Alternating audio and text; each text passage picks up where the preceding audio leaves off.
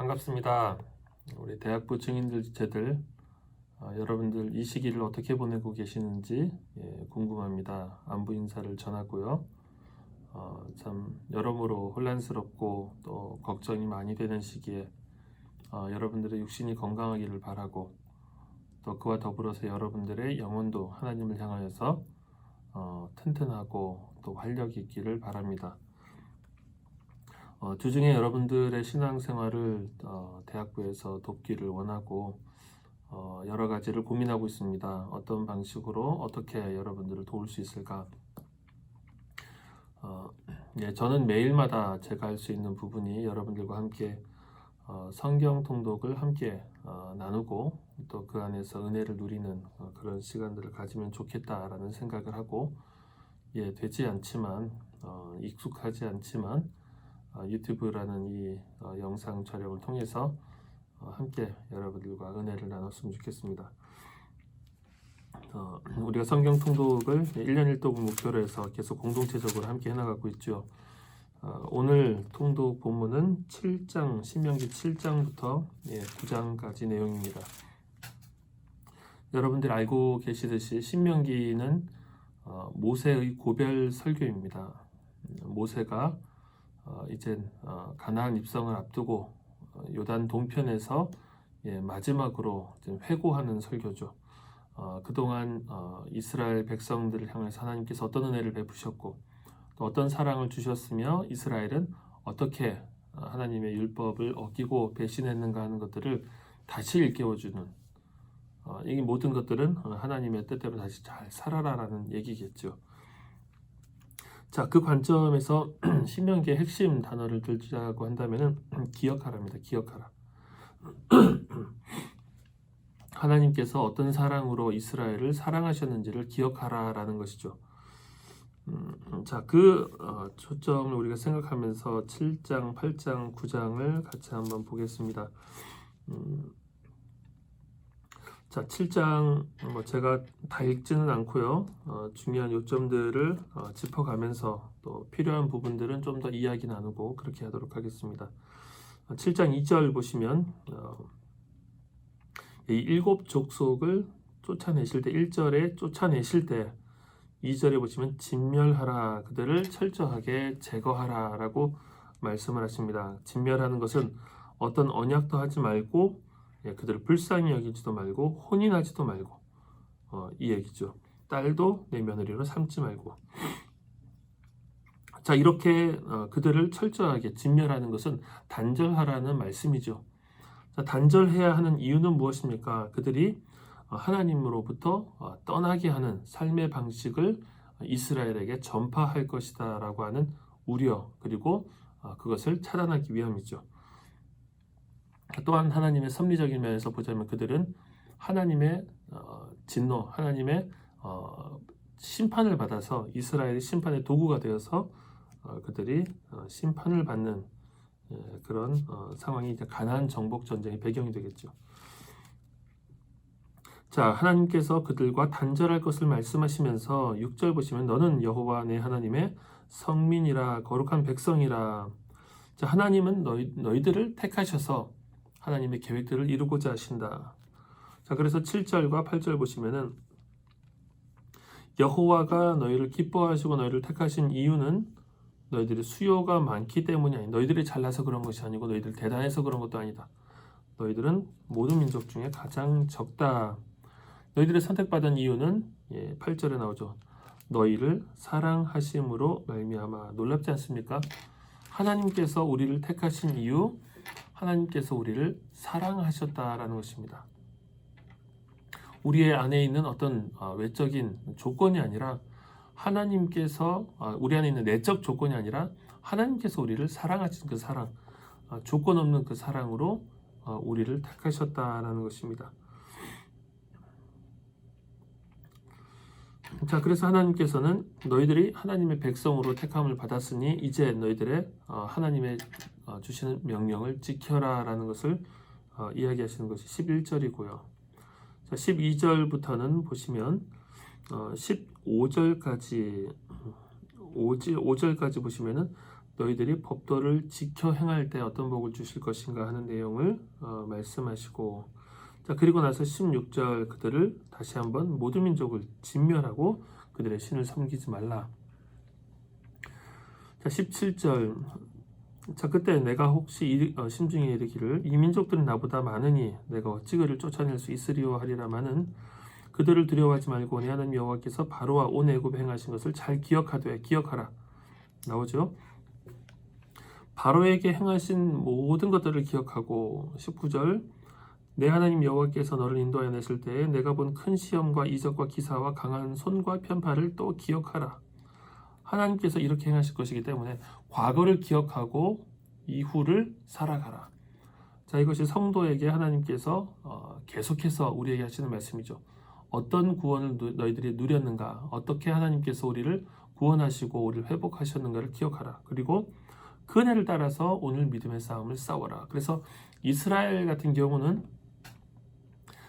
홍해 사건이 기억해야 될 일이죠. 하나님께서 어떻게 우리를 사랑하시는가 기억해야 할 일이고, 홍해 사건 이후에 이제는 가나안 정복 전쟁은 하나님께서 행하신 일을 기억하며 싸워라, 살아가라 라는 것입니다.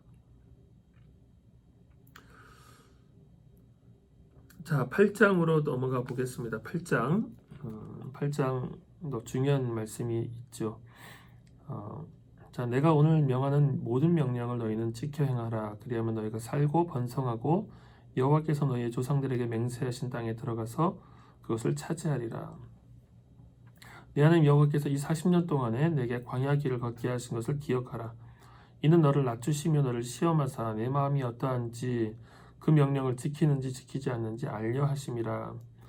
자, 광야 40년의 의미를 이 본문이 이야기하고 있습니다. 자, 고별 설교라고 했죠. 하나님께서 모세를 통해서 말씀하시는데 그동안에 있었던 일들의 내막을 또 이 본문 속에서 알 수가 있습니다. 자, 내 하나님 여호와께서 이 40년 동안에 내게 광야 길을 걷게 하신 것을 기억하라. 이는 너를 낮추시며 너를 시험하사 내 마음이 어떠한지 그 명령을 지키는지 지키지 않는지 알려 하심이라.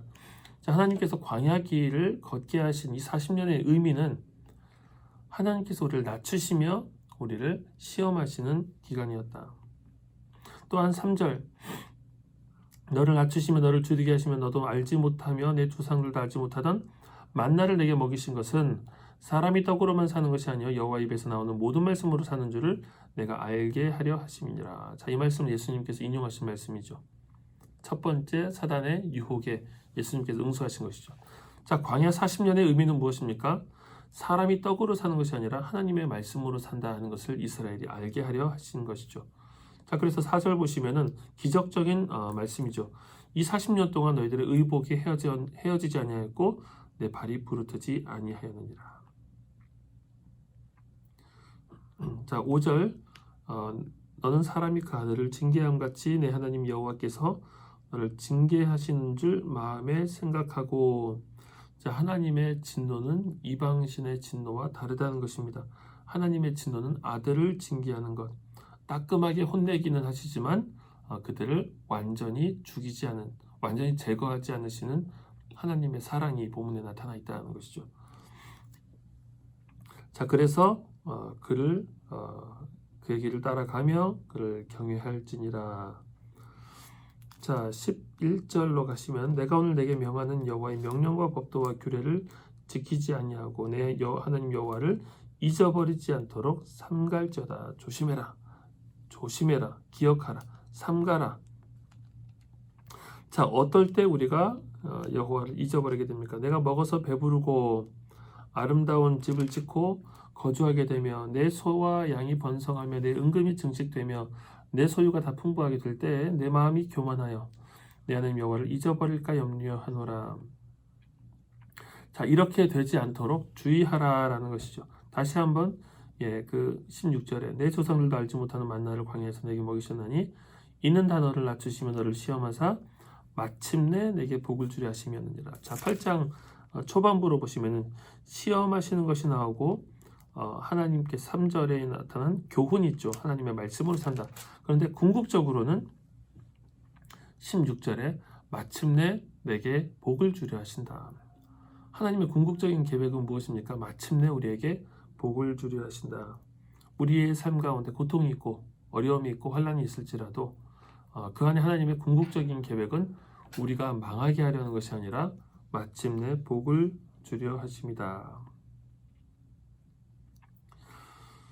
자, 9장으로 가보시면은 자, 1절, 2절에 보시면은 2절에 이스라엘의 두려움이 나와 있죠. 안악자손을 너희들이 만나게 될 것이다.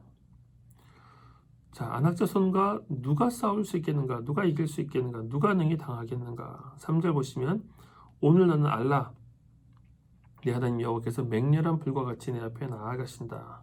하나님께서 나아가실 것이다. 속히 멸하실 것이다. 자, 그때 9절 보시면은 이스라엘 백성들이 가져야 될 마음이 무엇입니까? 너희들이 공의롭고 너희들이 그럴만 해서가 아니라 이 민족들이 악함으로 하나님께서 그들을 쫓아내신다 하는 것입니다. 우리의 숫자가 많음도 아니요, 우리 안에 있는 내적 조건이 아니라 하나님의 섭리, 우리를 사랑하시는 사랑, 그리고 그들의 악함. 5절도 마찬가지죠. 내 공의도 아니고 정직도 아니고 이 민족의 악함이다.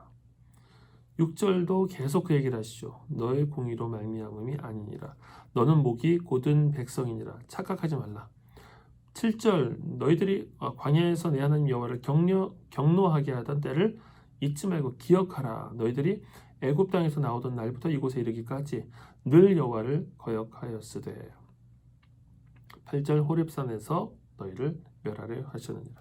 자, 여러분, 하나님께서 이스라엘 백성들을 사랑하시고 택하신 것, 그것은 하나님의 사랑이 전적인 이유죠. 주권이죠. 주도적이죠. 자, 그런데 그것만 있는 것이 아니라 이스라엘 백성의 악함에도 불구하고가 그 앞에 있는 것입니다. 이스라엘 백성의 극악함에도 불구하고, 자, 그럼에도 불구하고 늘 여호와를 거역하였음에도 불구하고, 목이 곧았음에도 불구하고 하나님께서 우리를 사랑하시고 택하셨다는 것. 자, 8절 호렙산에서 너희가 여호와를 경노하게 하였으므로 여호와께서 진노하사 너희를 멸하려 하셨느니라. 그리고 나서 9절부터 보시면은 9절부터 어디까지입니까? 거의 뭐 29절까지 전체죠. 29절 10장까지도 계속해서 어떤 내용이 나오냐면 출애굽기 32장과 33장의 쉽게 말하면 주석 같은 거죠. 이때 어떤 일이 있었는지를 다시 한번 설명하는 것이죠.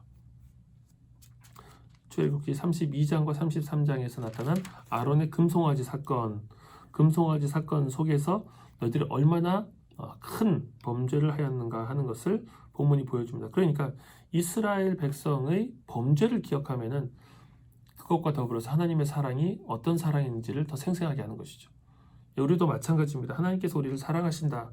하나님의 사랑이 우리 가운데 있다 하는 것을 우리가 우리의 어떤 그 존재를 비상적으로 아는 상태에서 하나님 우리를 사랑하신다고 듣는다면은 우리 안에 사랑받을 것이 있다라고 여기게 됩니다. 그런데 하나님께서 우리를 사랑하시는 그 사랑은 우리가 어떤 존재인지를 알고 그 사랑을 생각할 때 우리도 똑같이 이스라엘 백성과 늘 하나님을 거역하고 어제도 거역했고 오늘도 거역하고 있고 내일도 거역할 사람들. 그런데 하나님께서 우리를 사랑하시고 우리를 택하신다는 말이죠.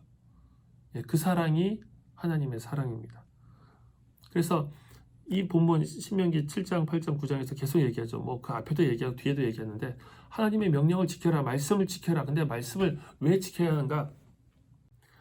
자, 하나님의 말씀을 지켜야 하는 이유는 하나님께서 우리를 얼마나 사랑하시는가와 더불어서 생각을 해야 됩니다. 자, 하나님께서 우리를 사랑하시기 때문에 우리에게 가장 좋은 길, 선한 길, 합당한 길을 우리에게 주시는데 하나님께서 우리에게 허락하신 가장 좋은 생명의 길은 하나님의 말씀을 따라서 영원한 생명과 있다 사는 것이죠. 자, 그래서 신명기는 하나님의 말씀을 기억하라, 상기하라, 하나님의 명령을 준수하라, 이 얘기를 계속 하고 있는 것입니다. 자, 오늘 우리가 읽은 이 신명기 말씀, 우리가 기억해야 될 것은 무엇입니까? 하나님께서 우리를 택하신 것, 우리를 사랑하신 것, 우리가 그럴만해서 그런 것이 아니라 우리가 여전히 죄 가운데 있을 때 우리를 사랑하셨다 하는 것입니다. 자, 우리가 우리 개신교 또 종교개혁 이후로는 이것을 비중 있게 다루지 않지만 교회 전통에서는 부활주일 그 앞에 40일을 금요일부터 계산해서 사순절이라고 지킵니다. 40일 동안 그리스도의 고난을 묵상하고 기억하는 것이죠. 오늘이 그 시작이 되는 제의 수요일입니다.